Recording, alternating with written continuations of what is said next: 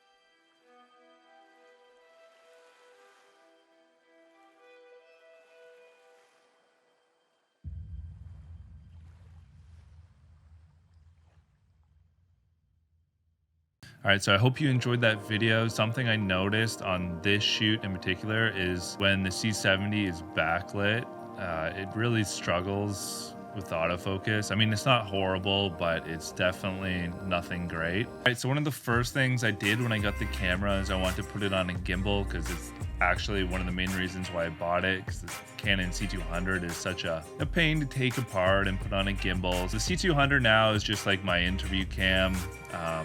Yeah, stays on a tripod. Anyways, so the C70, to put it on the Ronin, I actually had to buy a weight here. It's by Small Rig, and I'm gonna link it in the description. And what that does is it just adds weight to the sidearm, unless it'll just tip over, and I couldn't get around this anyway. If you have a C70, I would love to know how you rig it up on your gimbal, but this is what I found works for me. Then I attached a quick release plate, so I don't have to worry about that plate. And I'll link that below too. It's a Camvate plate. It works great because it goes on all Manfrotto tripods too, so it's helpful.